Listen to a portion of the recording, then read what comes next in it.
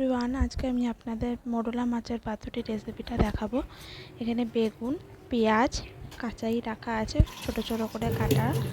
তারপরে মোরলা মাছ, এই মোরলা মাছটা সাথে আদা ঘষে দেওয়া হবে, হলুদ, লঙ্কা, জিরে গুঁড়ো দেওয়া হয়েছে, 2 চামচ নুন, কাঁচা মাছটা দেওয়া হয়েছে। মাছটার সাথে ভালো করে সর্ষের তেল দিলাম, দিয়ে মাখিয়ে নিয়েছি।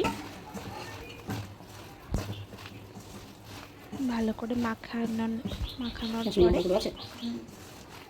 একটু কালার হওয়ার জন্য একটু কাশ্মীরি লঙ্কার গুঁড়ো দেওয়া হয়েছে।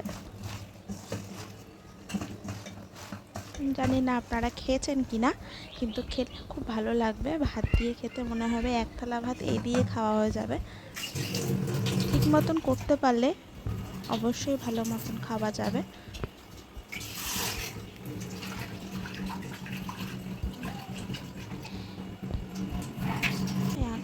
কড়াইয়ে বসিয়ে ঢাকা দেওয়া হবে, সাথে ধনেপাতা দিয়ে একবারে ঢাকা দেওয়া হবে। হয়ে যাওয়ার পরে ধনেপাতা দেবো না, আগেই দেবো। এটা 20-25 মিনিট পর ঢাকনা ওঠানোর পর এইরকমভাবে আপনারা নাড়াতে থাকবেন।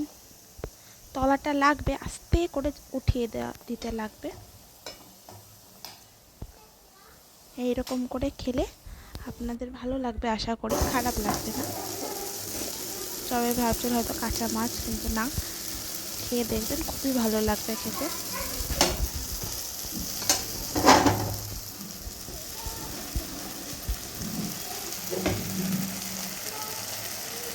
এরকমভাবে আমি রেসিপিটা শেয়ার করলাম। ভালো লাগলে শেয়ার করবেন, ফলো করবেন। Tata, bye bye.